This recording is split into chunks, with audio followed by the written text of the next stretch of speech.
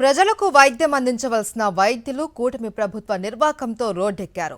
దేశ చరిత్రలో ఎన్నడూ లేనట్లుగా బిల్లులు ఇవ్వండి మహాప్రభో అంటూ ధర్నాకు దిగారు. ఓవైపు వైద్య సేవలు అందక ప్రజలు మనుగడ సాగించలేక ఆసుపత్రులు కొట్టుమిట్టాడుతున్నా నిమ్మకు నీరెత్తినట్లు వ్యవహరిస్తోంది కూటమి ప్రభుత్వం. దీంతో ప్రైవేటు మెడికల్ డెంటల్ కాలేజీల యాజమాన్యాలు కూడా చంద్రబాబు ప్రభుత్వంపై తిరుగు బావుట ఎగురవేశారు. ఆరోగ్యశ్రీని అటకెక్కించింది కూటమి సర్కార్. ప్రజారోగ్యంపై పూర్తిగా నిర్లక్ష్యం వ్యవహరిస్తోంది.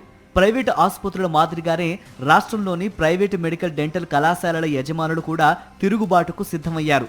కూటమి ప్రభుత్వం ఆరోగ్యశ్రీ బిల్లులు చెల్లించకుండా వేధిస్తుండటంతో విసిగిపోయిన యాజమాన్యాలు బుధవారం నుంచి ఆరోగ్యశ్రీ సేవలు నిలిపివేసి సమ్మెలోకి వెళ్లాలని నిర్ణయించుకున్నాయి.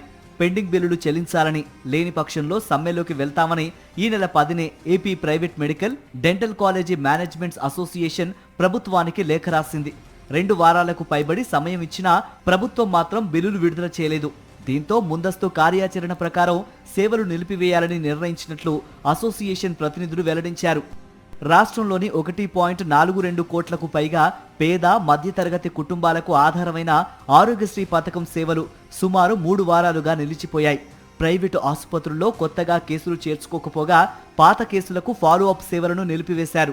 డబ్బు చెల్లిస్తేనే వైద్యం చేస్తాం, లేదంటే ప్రభుత్వ ఆసుపత్రులకు వెళ్లాలంటూ రోగులను పంపించేస్తున్నారు.